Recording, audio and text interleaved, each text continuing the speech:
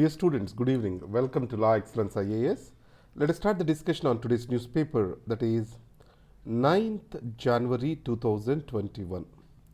The first article for discussion is Maximum Governor. You know, India has a federal setup. This federal setup is inclined towards the center.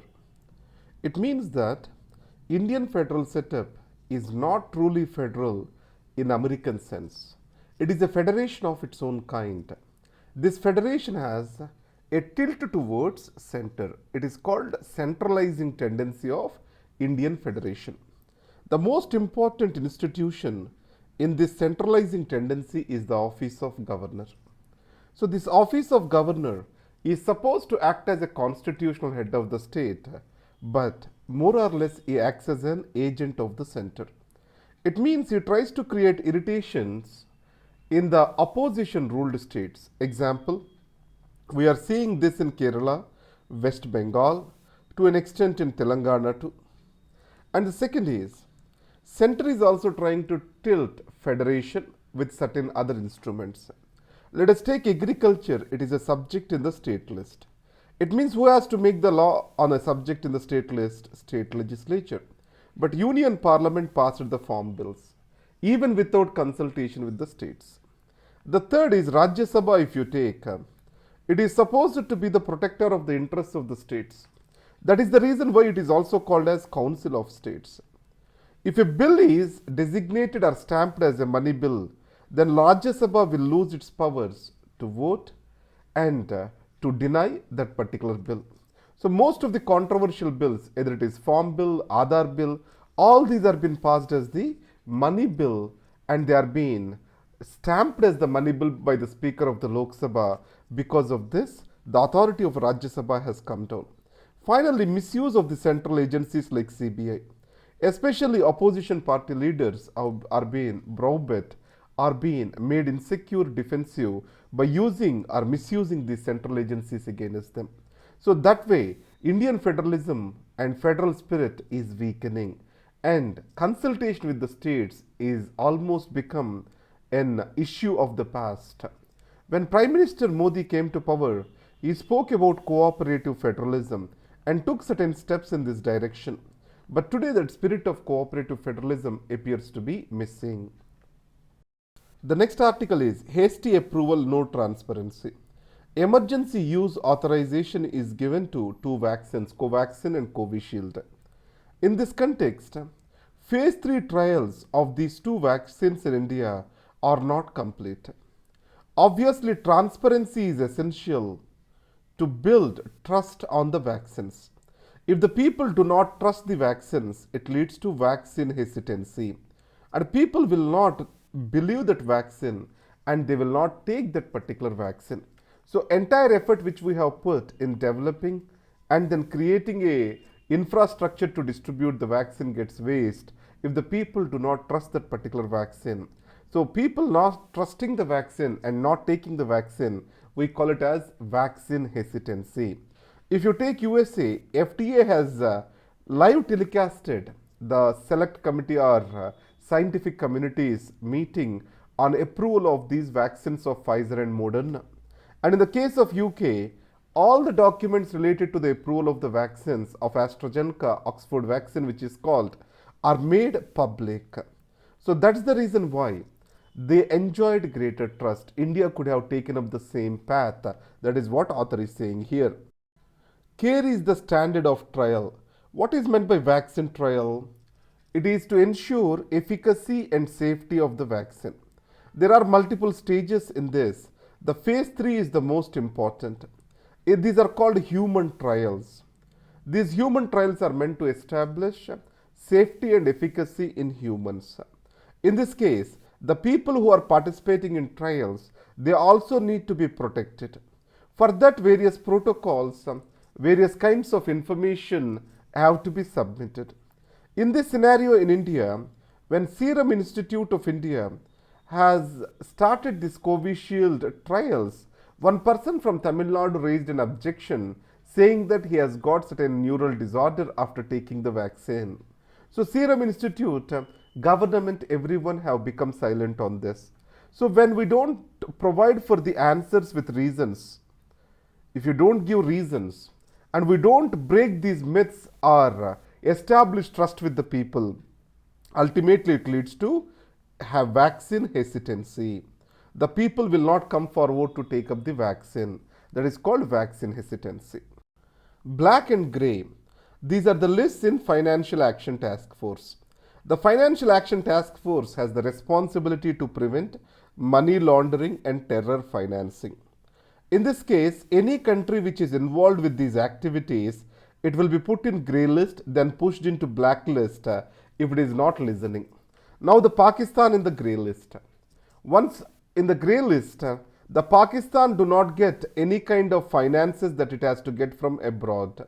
The financial sanctions will be there. If it pushes itself into blacklist, its financial position will get further worsened. In this scenario, before FATF review meeting, Pakistan takes a series of actions. In the last time, Pakistan was asked to take on 23 different items and action, and it failed to take that, and it is still continuing in grey list. So today, Mumbai attacks the person responsible for it and who has operated these people, that is Jaki ur Rahman Lakwi. He was arrested by the Pakistan. Is this an action just to keep itself outside the grey list? Is the thing we need to look. These actions before the review meetings are being done by the Pakistan. Later, it shows its lack of seriousness to fight these terror elements. That is the apprehension of India. Embracing energy efficiency. A unit of energy saved is an unit of energy produced. So to promote this energy efficiency, it means using the efficient appliances to decrease the consumption of power. Bureau of Energy Efficiency has been brought in. This Bureau of Energy Efficiency started giving star ratings to various home appliances. Today, many of the people, especially in air conditioners, refrigerators, they have adopted high star rating appliances. But it comes to fans and some other lights, it is not being applied. So that's why if we want to bring in energy efficiency, first step is to improve energy efficiency ratings of appliances. Most of the appliances shall be brought into compulsory star labeling. And next is consumer awareness is very much important. We have to ensure that consumers they get the right information. Third, the demand for electricity is expected to double by 2030. So understanding the patterns, changing patterns of consumption of electricity is also important to prepare DISCOMs for that. So these three steps, building the appliances which are energy efficient, generating the consumer awareness to buy energy efficient appliances, and also constant monitoring of utilization of power are essential towards energy efficiency. A nod to recognize the value of housework. In Tamil Nadu, Kamal Hassan led party has made an important election promise, that is to recognize the housework and to provide for a designated wage for the housework. In India, across the world, the work which is not calculated in GDP or production, that is the household work which is taken up by the mother at the family level. So this particular work is the most neglected work. Caregiving work is the most neglected work. As it do not enter into transactions, this work is taken for granted. But if you see a worker has to produce more at the factory, or every family has to live healthy, this work becomes very much important. In this second wave movement or women movements in North America, this issue is taken up. Even today, this issue is not recognized because a counter view has come up. If housework is waged, women will be confined to the four walls itself. And there will be a greater legitimacy to confine them to this household chores. In this context, what we thought is, let us bring in universal basic income, and at every family level, women be made as the head of the family to receive universal basic income. That is what is suggested. So bringing in India into limelight this particular issue, that housework need to be valued, measured, is an important development. A political party bringing it into political dialogue is an important development. Quality gigs, a solution to urban unemployment. In rural areas, to protect the people from unemployment, we have MG Narega. Do we have any such employment guarantee act in urban areas? In urban areas, we do not have any such thing. So, in this context, in the urban areas, how shall we provide for safety and guarantee to work to the people? So, we have got platform based gig enterprises or gig jobs which are coming up. Either Swiggy or Zomato or for that matter Uber, Ola, all these things are platform based. But these platform based gig enterprises, these are not providing for security of job. So bringing them quality, what is the word used? The quality gigs are important. So how shall we ensure the quality gigs? So through proper regulation by the government. And governments also has to collaborate. For this collaboration, an important example given over here. PM Swanidhi.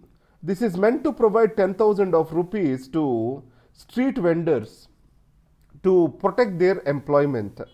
And government also got collaborated with Swiggy to ensure that the food of the street vendors is listed on their app and delivered. So that way a win-win situation is created. So the government shall work in partnerships and collaborate with these gig platforms to expand the employment, and it has to be with a proper regulation to safety and also providing for necessary protocols of protection to these gig workers. That is what is being stated here. Till the majority get immunity, wearing of masks must continue. Why wearing of masks shall continue? Till herd immunity sets in this country, mask and the COVID-19 protection behavior has to be continued.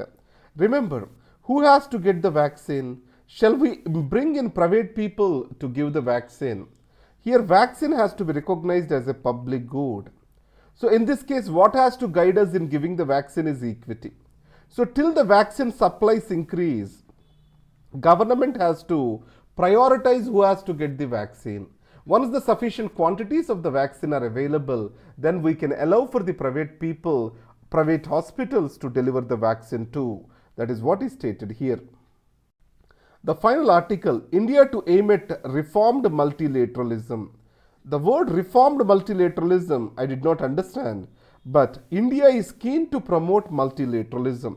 Reformed multilateralism, probably what it is meant is, India is taking the concerns of developing countries onto the multilateral forums as a non-permanent member of UN Security Council. That is what it might be stated. The word is reformed multilateralism, a multilateralism that works in the interests of the poor, marginalized and developing countries. These are the articles for today. This is Dr. Rambabu signing off for Law Excellence IAS.